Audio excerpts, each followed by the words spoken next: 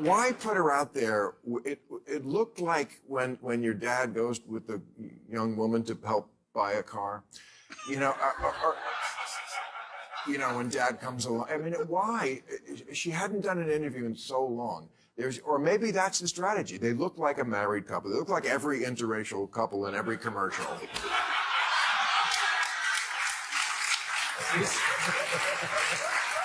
Maybe that's the. No, but they messed it up because they didn't do the optics right because she looked like she was only 2 feet tall and he was up front looking like Frosty the Snowman. So it kind of failed. But I see what they were going for. Bill Maher is back in attack mode, and this time, his sights are set on Kamala Harris and Tim Walz. Their big CNN sit-down with Dana Bash was supposed to be a polished rollout for the new Democratic ticket. Instead, it turned into a complete train wreck. Even Maher, who's usually quick to give his own side the benefit of the doubt, couldn't restrain himself. When the guy who once joked he'd vote for Biden's head in a jar starts calling out the new lineup, you know the performance didn't just fall short, it bombed. Do you have the time? Your answer is not, I do. Do you have the time? Right. Yes, it's 4 o'clock. Well, you have to understand that words don't always mean what they mean. And when Tim Walz said, like, the American people, I talk like they do. No, you don't. No.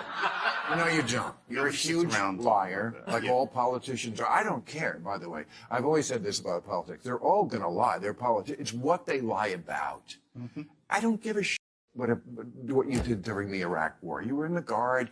So I don't understand why they just can't. You're just insulting my intelligence. When she said, what did you say when Biden called you and said he wasn't running? Well, I immediately thought of him first. No, you didn't. Fracking. Dana Bash had her dead to rights. It's like, you said this. I have the quote. I'm reading it to you. You said there should be a ban on fracking. Why can't they just go, yeah, you know what? I got it wrong. I was talking to the wrong people. She's had this ridiculously high turnover. Like 42 of 47 people as vice president are gone. Just blame it on them. You know why these assholes are gone? Gave me the wrong information on fracking. Maher's problem wasn't the spin itself, it was that the spin didn't work.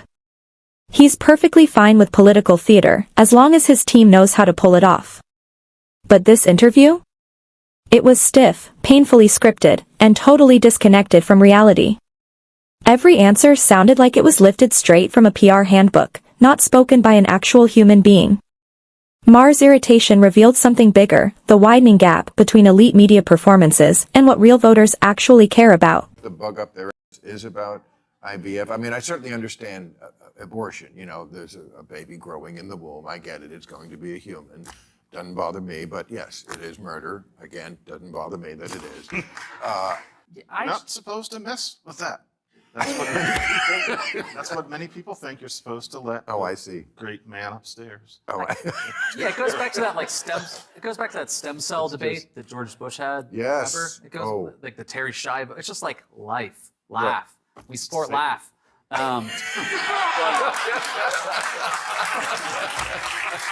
And that's where things really start to get interesting.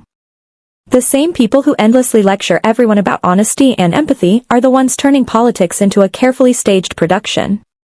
They push narratives instead of truth, and when those narratives collapse, they don't reflect, they just rewrite the script. It's no surprise more people are tuning out the pundits and turning toward independent voices, people who don't sound rehearsed, filtered, or fake. What explains Donald Trump's appeal to young men? I saw today that the gender gap, I think, is the widest. It's very predictable. The women are much more for Kamala, and the men are much more for Trump, generally. But it's not predictable if you look at past elections where voters under 30, generally men and women, went for Democrats. This is remarkable. I think to explain it... Wait, you're talking about under 30? Yeah, the under 30 gender gap. It's very different than past elections. In 20... Bigger? Much bigger. So in 2020, young men and young women voted for Joe Biden at roughly the same rate. Over the last 4 years, and now with Kamala Harris, young women are voting for Kamala Harris at that same level, if not more. Kamala Harris has barely moved the needle with young men. They have gone more toward Trump. There's a lot of reasons for that. I think Trump has exploited culture war stuff. He appears on hyper masculine podcasts, and he just seems like a fun bro who's not going to ban your zins, but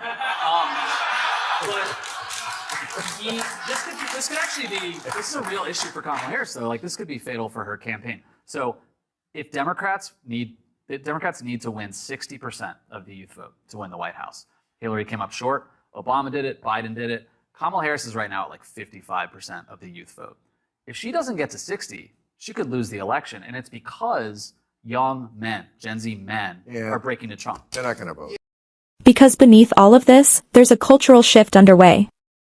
People, especially young men, are fed up with the fake smiles, the moral grandstanding, and the hollow slogans. They want something real. Something that feels genuine. Maher may not even realize it, but his rant captured that frustration perfectly. When even he is calling out the performance, it's a clear sign the public is running out of patience with hypocrisy masquerading as politics.